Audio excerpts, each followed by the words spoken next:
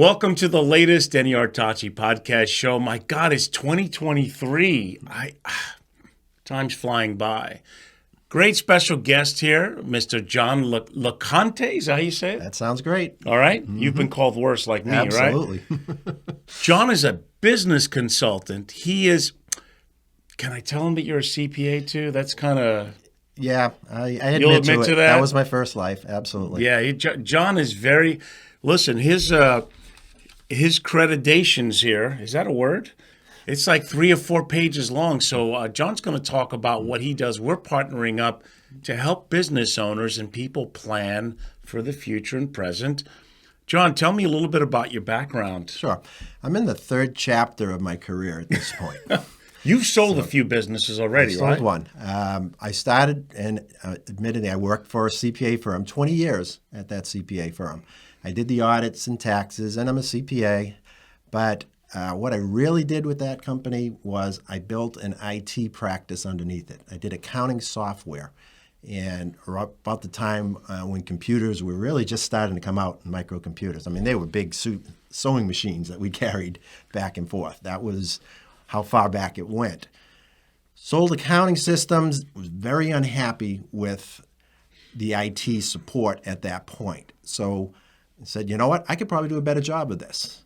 Convinced some of the CPAs at the firm that we should do it, ran into but we're a CPA firm. And I said, They don't really move that fast, do they, in No, their decision making? Some of them do. I got to give the ones that did the credit for that. But the other ones, sure, it was hard. Why are we doing IT? For 10 or 20 years almost, I heard, why are we doing IT at this company? Well, at some point, it got to the point where my clients were similar, the same clients, and I was getting more money every year than they were on the audit. Why would they say, why are we doing IT? Were they like calling each other in the old telephone and getting stuff done? I mean... Well, they did the accounting. They thought they were an accounting firm, and the comfort level was doing accounting. Okay. IT was brand new. They didn't know about it, and in some cases, there was a fear. Well, if John screws up, I might lose the audit. So it's interesting. The consulting obviously was more interesting to you than Absolutely. the CPA practice. You never want to do another tax return. Absolutely. So help you God, right? Correct. And so really the way we're partnering up is you're helping business owners, and you're not a business coach, right? They can go listen to Anthony Robbins for that. Right. You're a consultant because ultimately you're showing people how to grow it and sell it ultimately, right? Exactly. So what happened was we fortunately, and I got along with that CPA firm for great. I was there 20 years. But the time came to move. We had about 9 employees, and there were independence issues around the time Enron, and all of a sudden everyone's looking at the CPA firm saying, you can't do this consulting and the CPA and the IT and accounting at the same time. So we were able to move out of there, maintain the same clients. Okay. And over the next 10 years, we grew our own business. From those 9 employees, we had over 40 when I decided that we needed to get past Chapter 2. So in Chapter 2, it was running an IT practice.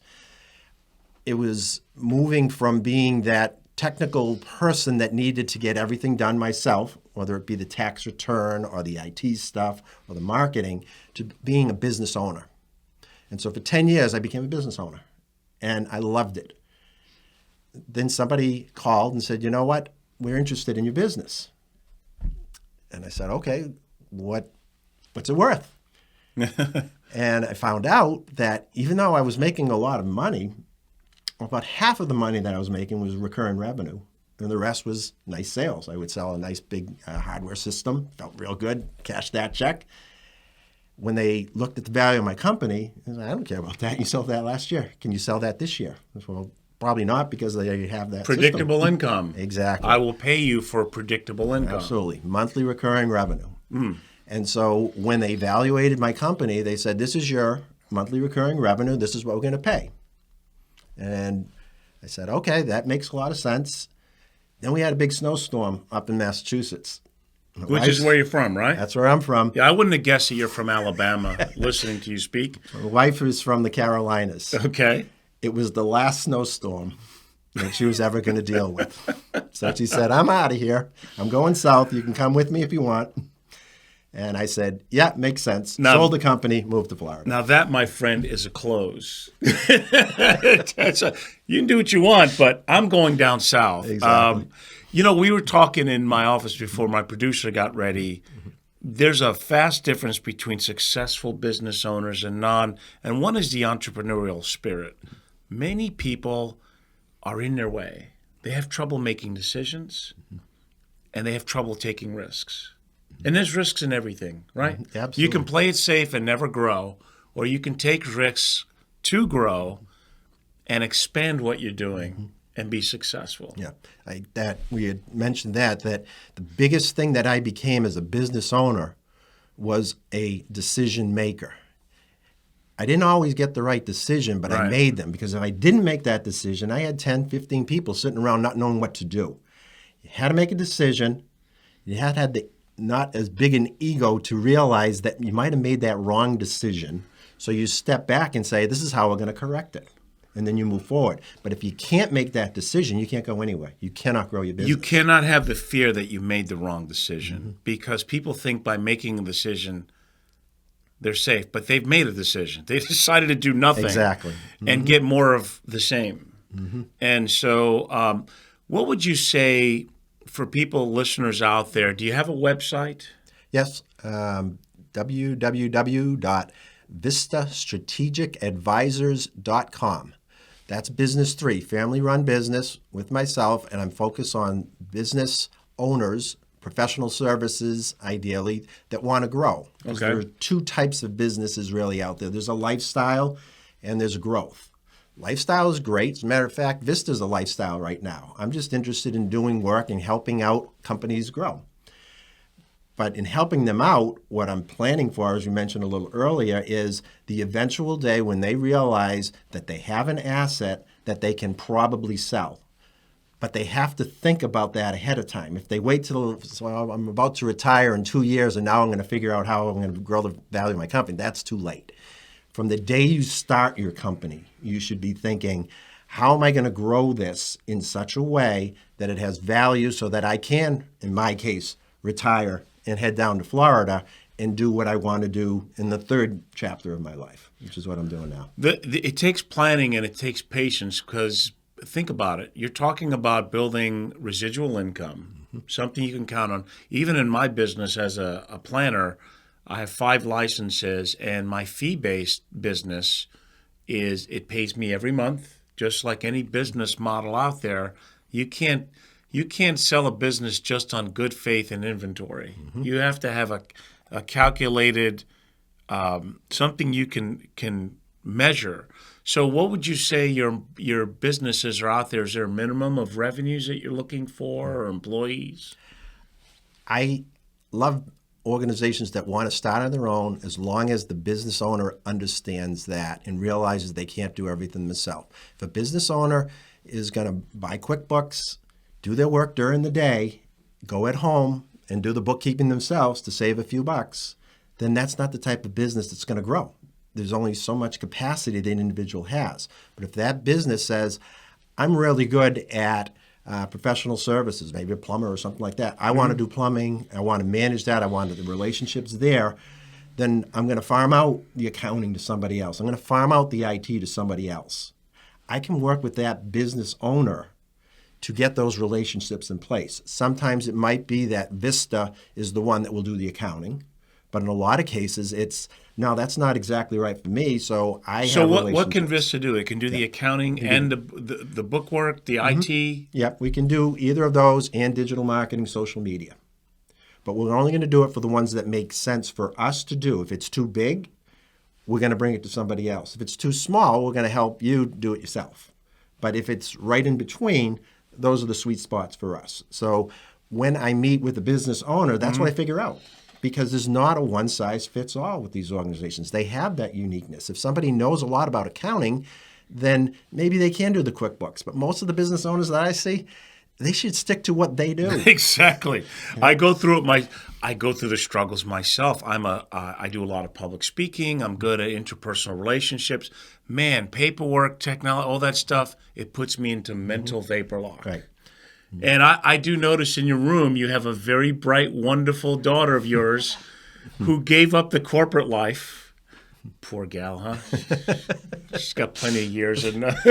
But you're talking about scaling so that one person doesn't do everything, so you can focus on the sales, the relationships. Yes.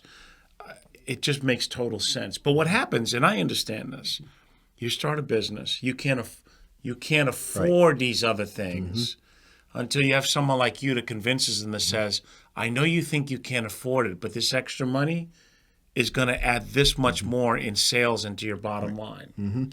But what I don't want is to take the grocery money right from somebody. So the grocery money. If they got to put food on the table or pay me, my advice is put the food on the table. Okay. Well, that's what I'm saying. So what's the minimum of a business, do you think?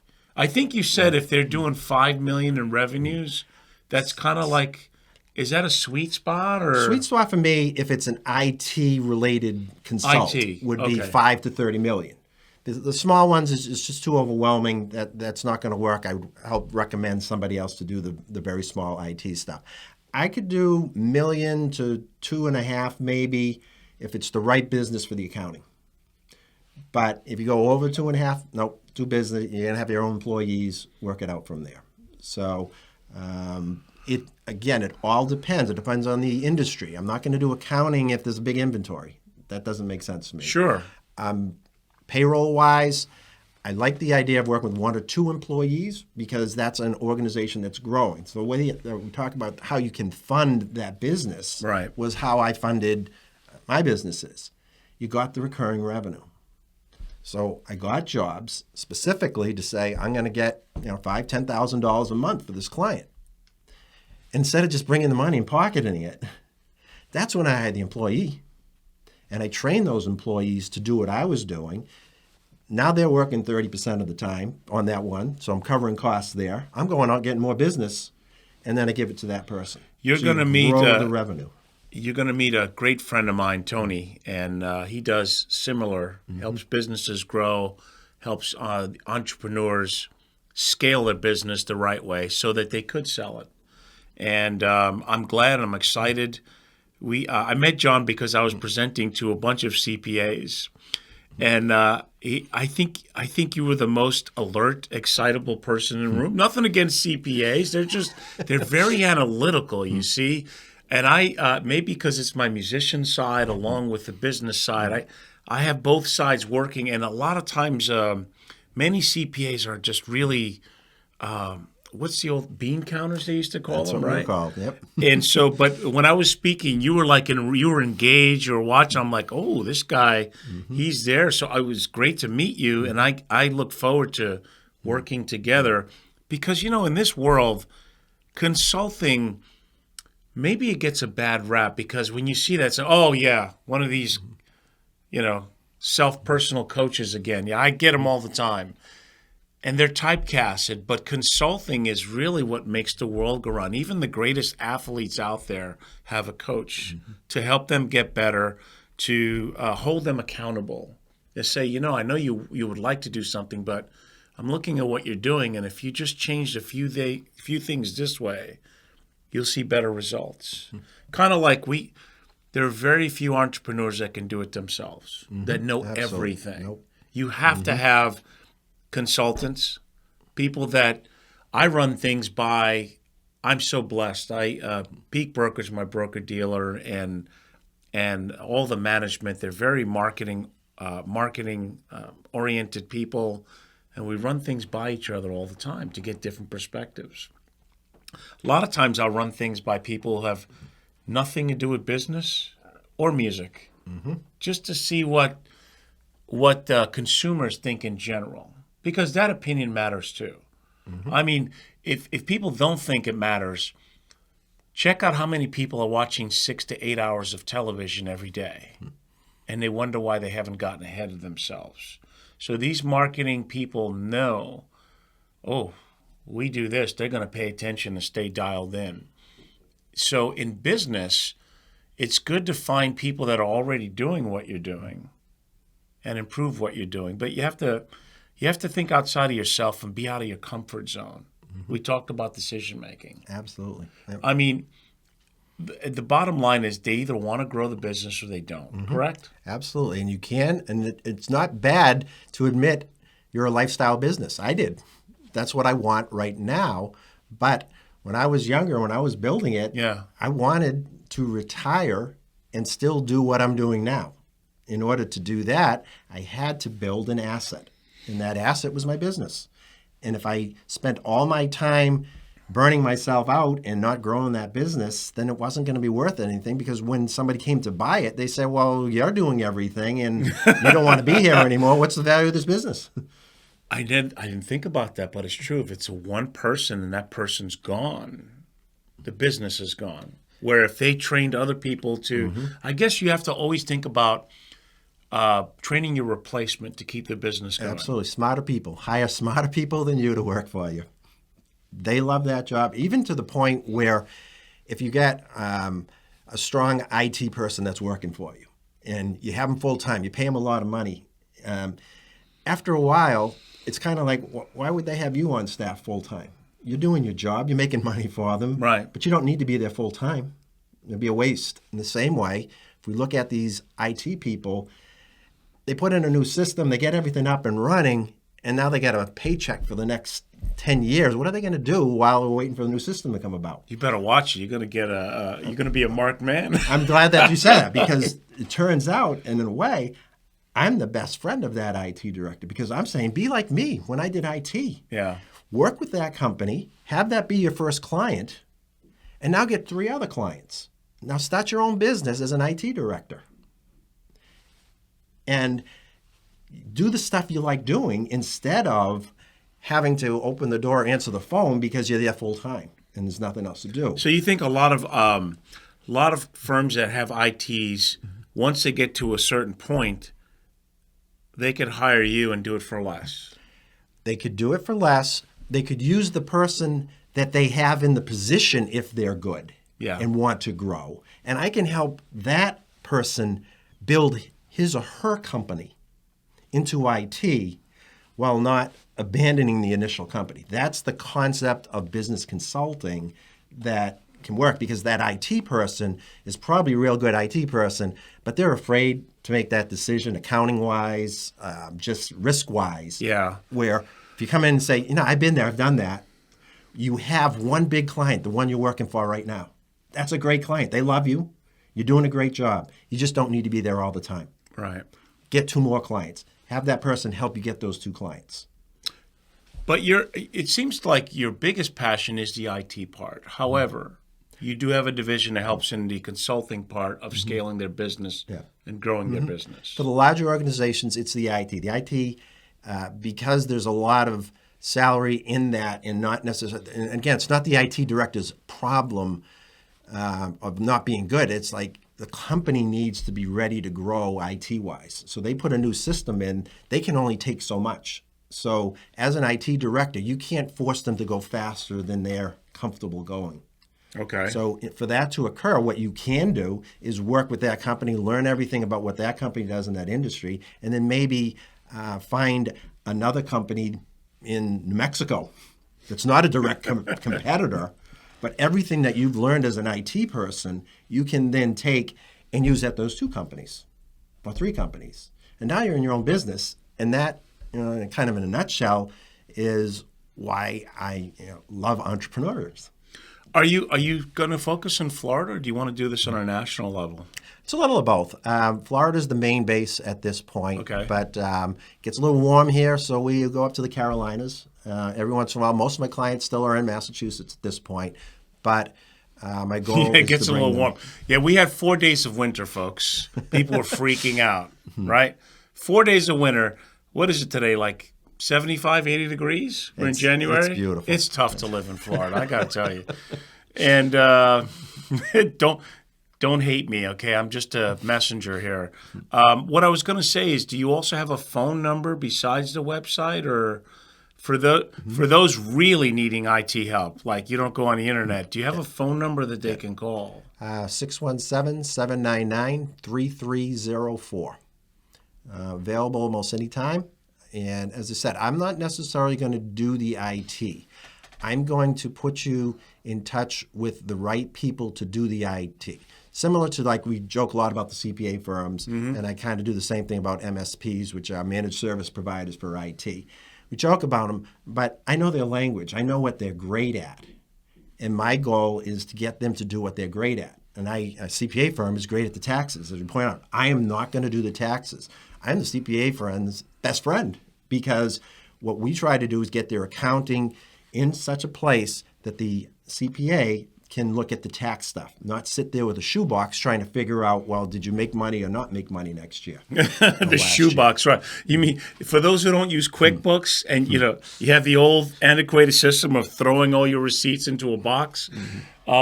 You said something earlier, and I agree. I model my business like Henry Ford did. I'm surrounded with partners that are a lot smarter than I. I'm pretty smart most days, but they're brilliant at what they do, and I can't do what they do. My money managers, my insurance professionals, my advanced life strategists, the legal team that I have working, the people who do Medicare for me, and you're similar. You know who to hand it off and refer to. Hey, you need this person to do this for you. So a lot of what you and I do is we're a behavior coach. Yeah. We say, listen, you're drowning in your own sorrows. Why don't you scale it out, get some help so that you can focus on what you do best? Exactly. Because you can be the jack of all trades, but you'll be the master of none. You have to be able to hand it off. And you have to be open to someone to step in and go, well, you're great where you are, but here's where you are. And if you want to be here, here's what you need to do to get there. So part of what you're offering is, yes, if they're a bigger firm, it's the IT side of it. But the smaller companies, the entrepreneurs, you're going to offer the business consulting with. Yes. Okay. Exactly. Yep. Yeah. So if you're listening out there, there really is no minimum, so to speak, because you're like me. If they're not broken or we can't fix them, we're just going to walk away and give them free advice, at least the direction of where you're going to. And when you meet Tony later on, he's a master at a lot of this, and he has got a network of, you'll see. So a little bit warmer in Florida, huh? You don't miss those cold winters in the Northeast? Like I said, when Christmas came, it was like, I came down here not to deal with that. My God. So you love what you do. Absolutely. You don't feel like you work, do you? No, working all the time and not working at all at the same time. Well, there you have it, folks. A true entrepreneur in a sense. What do you see that most business owners do wrong that stops them from growing?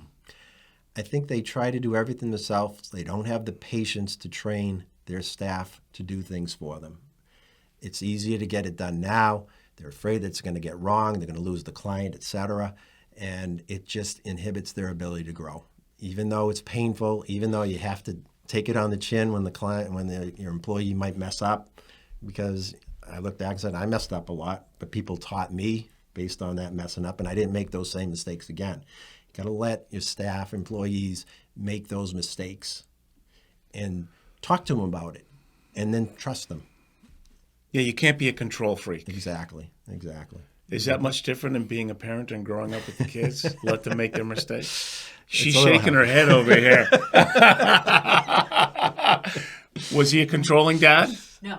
He let you... He let me spread my wings, figure it out. And when I fall, he was there to help me back up and teach me how to not do it. I think that's the best way, truly, because unfortunately, I'd say the last 10, 15 years, yes, too many parents did not let their children make the mistakes, which prepared them for life, because life is about overcoming mistakes, losses, failures, to go confidently in the same direction without skipping a beat.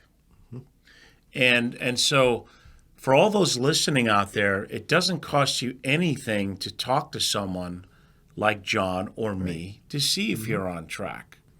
And I caution all those out there, don't be afraid of making decisions. Don't be afraid of mistakes and failures. Unfortunately, there's so many get-rich-quick schemes out there, like weight loss. Just do this, and in 30 days, you're going to have everything you ever dreamed about. That's just not reality. Things take longer than we ever want them to. That's kind of how it is in life. You look at every great entrepreneur, every great athlete. I know that they say there were overnight successes. Nothing could be further from the truth. You put yourself, we talked a little bit about marketing, and you put yourself in a position so that when an opportunity occurs, you're ready to take advantage of it. It's not just magically that it happens at that time. So it could be sometimes we've talked to somebody and don't hear anything for 6 months because they weren't ready to make a decision right then. But the difference, and you and I are really in the same boat, I don't need to bother them. Right, They know what yeah. we do. If it's important to them, call us. I don't like the other, and again, everybody can be successful in their own way, but I get a call from a mortgage company every single day. I'm just never going to use them, no matter how good they might be. It's like, if I was ready for the mortgage, I called them, and then I decided I didn't want to do it at that point. And I told them I'm not interested in doing it at this point. I had thought about the guy, original guy, and he was cool. And I was going to say, you know what, when I'm ready, I'm going to call that guy. Well, ever since, his company has called me every day. He's not getting a call later on. So, but I have to be there. You have to be there in your business to, as we talked about, make a decision. I made a decision. I had a client, an engagement on one particular day. I had a staff person who was in the office, and I had to get that staff person out to a brand new client that day. Became one of my biggest clients. Huge client. Because the client needed it that day. They knew about us, but they weren't ready before then. So That opportunity. exactly. But you work toward that. You don't just hope that it's going to happen. But in reality, though, folks, that's really the minority. I would say most people that come on board can decide early in the relationship rather than later. Of course, if something catastrophic happens, oh my God, John, I didn't think about it 6 months ago, but yes, my IT just blew up. Thank God I know you helped me. For the most part, and the reason I say this, a lot of you entrepreneurs out there, the toughest part about, and I need help with my marketing. I need help building this podcast, my social media page. I have more listeners on this show than my YouTube channel. I don't understand it, but I don't have time, so I need to hire someone to help promote it. But I'm not getting lost in that. I'm focusing on doing the best show that I can, the best videos that I put on social media, and the things that I do in marketing. And I focus on helping my clients the best that I can. I can't focus on the results all the time. So for those out there that are looking to grow their business, focus on people that are interested. I know a lot of times in business, it's devastating because rejection is not easily taken. Oh, yeah. You know, you want to have like a baseball players who make all this money fail 70% of the time at the plate, the home plate. In other words, if they bat 300, they're the richest players out there, but they have failed 70% of the time. Business is even more. I would think we talked about that I used to think 20% makes the world go. It's more like 10% or less. So I think what it is many people quit thinking, oh, I'm obviously terrible at this because I don't have a 60% batting average. And that's just not how it is. So if you're an entrepreneur and you're looking to build and scale your business, no is not the worst thing because it could save you time. Lots of time. Maybes are what kill you. Yes. Came in second. I used to do RFPs and stuff like that. And it was like, why are we doing this? They're not going to What's win RFP? It. Request for proposals. Oh, yes. Oh, And so yeah. you fill it all out. You tell how great you are and all these wonderful things you're doing. They probably already made a decision or they have a general trying to be idea where polite, they're gonna go. And the answer is, as Denny said, smart buyer, ready to make that decision. Let's have the conversation, and we can do something right away because you've made a decision. If you're not, that's when, if you're ready in 6 months, we're And ready. you have to have that mindset because that's reality. I'll never forget that years ago, this was back in my days in Los Angeles, and I was part of Guitar Center. This was a great musical chain, and I was a top salesman in the whole chain in the country. And I would have these sales meetings, and they go, well, how do you do it? I go, well, listen, first of all, when someone says, wow, that's great, John, let me have your card and let me think about it and get back to you. They just said no to you, folks. They're just being polite. Focus on, I'm not telling you blow people off, but just know that the mindset that you're going to fail more times than you succeed, but you have to go about the next person with the same enthusiasm as you did for the first 8 that said no to you. But I think what made me successful too is I qualified a lot. I was personable. I got in people's heads and let them know, listen, I'm not here to sell you something. I'm here to help you get what you'd like to get if that is indeed why you're here. If you're just here to look at the nice guitars, I'm okay with that too. right. And I'm your consultant to do that. So I think a lot of people like that aspect. And I think in business, if people get that vibe from you, they almost want to hire you just because of how you treated them. But if they say no to you immediately, that's not the worst thing in the world. Right. That's probably the best thing they can do for you. Off the list. Off the list, right. Because at the end of the day, you feel beat up with chasing the same people over and over and over. I like to treat my business like my dating life. Hi, here I am. Are you interested? No? Okay, thanks. Have a nice day. See you later. I'm not trying to upset anybody. I'm trying to tell you that the entrepreneurial spirit deals with rejection differently than most people. It's not devastating. And why would you want to talk someone into No. You can't you talk them. if you're not what they're looking for? Absolutely. You cannot talk them. You need to be ready to buy Right. and be in the situation. And that's where we need to be, is in that place that when they're ready to buy, we're here. And so that's why it's important to get the right coaches to let you know what reality is. Because if you don't know, you don't know. Yeah. If, for example, if you knew that a lot of successful businesses have an 80% failure rate, that might give you a different mindset. You might want to get through those first 8 no's to get to the first yes, 9, and 10. You know what it is? It's so easy to personalize rejection. Yeah. Right? When it has nothing to do with maybe, I mean, you could always improve. I can always improve what I do. But the simple fact is, I may not be the type of advisor they're looking for.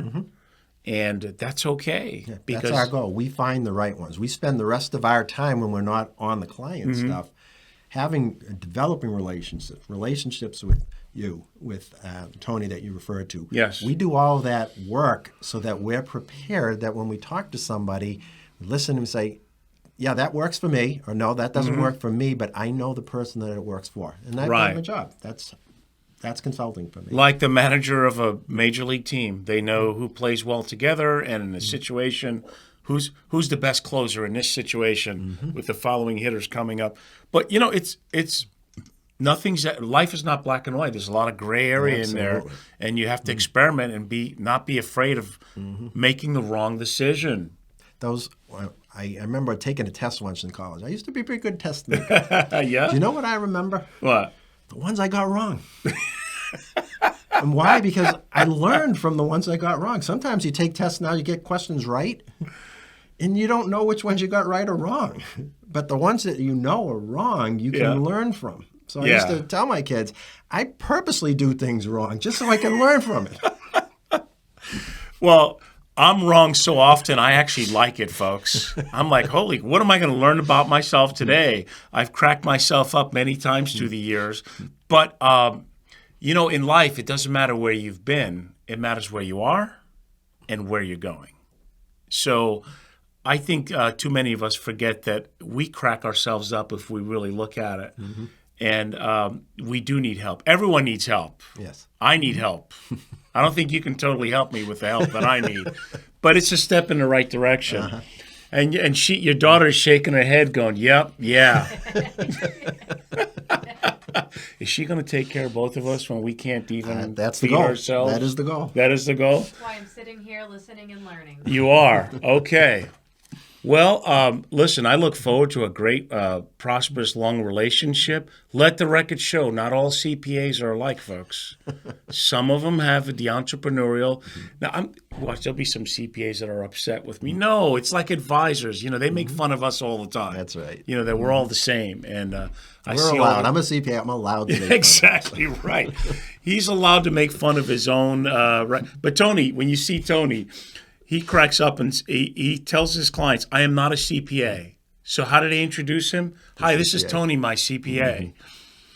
But Tony, he was one of the first tax professors that got me to think outside of my box for my clients about defined benefit plans and defined pension plans and how he thinks outside of it. He really helps a lot of business owners pay themselves instead of paying the IRS and grow their business. Absolutely. Ultimately, everyone listening, you should want to grow sell your business eventually, unless you absolutely love what you're doing and never want to sell it. But you have to eventually. I mean, there comes a time where you just don't want to. I don't know. I'm still working. I plan on working my whole life. I just didn't have to have a business that had 40 employees that I had to take care of too. Ah, yes, 40 employees. That's a lot of hats to wear. So again, tell them your website again, John, if they want to go on there. www.vistastrategicadvisors.com. Sounds good. And hey, 2023 is here. Make it the best year possible. Enjoy your life. Be happy every day, because the alternative is misery. And I'm not a big fan of misery. It doesn't work for me too well. So thanks again, and we'll see you in the next episode of Denny Artachi Show podcast. Man, I've been lucky. I've had a lot of great guests the last 6 months. Well, thank you, Danny, for having me. Good to see you, John. We'll see you next time, everybody.